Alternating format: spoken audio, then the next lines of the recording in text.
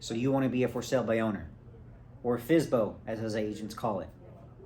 My name is Gabriel. I'm an agent here with the SoCal Properties team. I hope you're having a fantastic day, and I hope to shed some light onto why you should or shouldn't list with an agent. So throughout this process of you thinking about selling your home, you're thinking, how can I get the most amount of money for my property? And when it comes to hundreds of thousands of dollars, a few percent in commission could make all the difference in the world. And I don't blame any one of you for wanting to get as much money as you can in one of the most important investments that you'll make in your entire life. Now, let me share some risks with you on why listing with an agent may be the best option for you. Risk number one is your decreased amount of exposure you get being a for sale by owner. And you're wondering, how am I going to get less exposure? If you're familiar with buying and selling homes, that is, you're aware somewhat of the multiple listing service, the MLS. And that's what agents use to market properties or put them on the market to get exposure, to bring buyers in, to set up open houses, all that jazz. We do have Zillow, we do have Trulia, and I know you're already thinking, why do I need the multiple listing service when we have Zillow, we have Trulia, we have all these amazing apps to market property? And that's a great question. The answer to that question is there's buyers who are specifically receiving properties from their agent through the multiple listing service.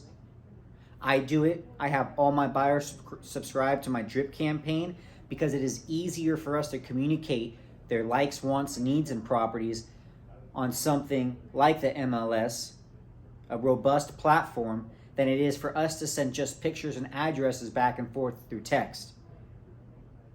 You also have decreased amount of exposure because there is agents out there who will not show your property because you're for sale by owner. And the reasoning for that will become more understandable as I work through these risks.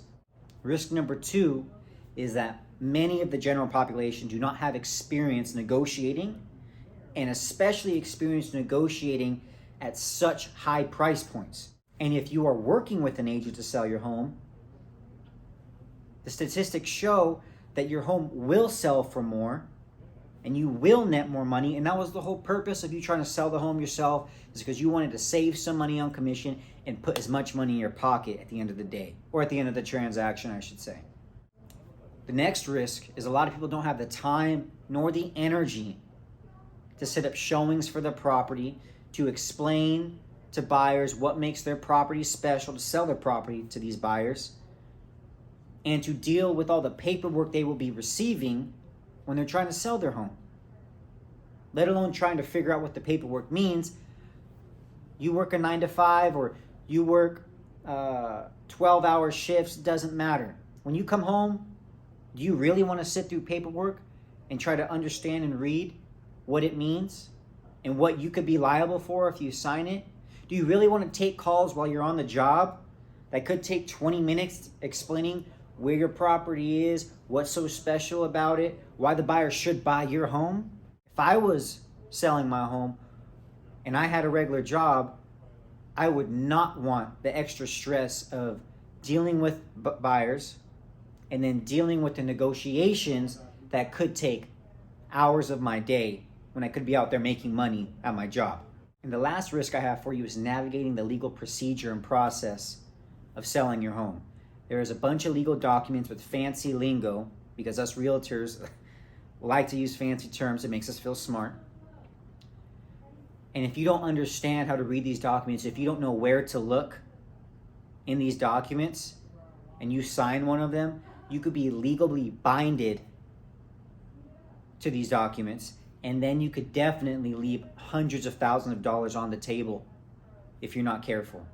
And that is why it is important to list with a real estate agent, and especially an experienced one. After all these risks I've explained to you, that's another reason why a lot of agents won't show your home if you're for sale by owner. Why would I want to walk through the process if I'm representing a buyer? Why would I want to walk through the process of how to sell someone's home when my commission's coming only because I represent the buyer. So I have to do two people's jobs and get half the pay. It doesn't make sense for a lot of agents to do that.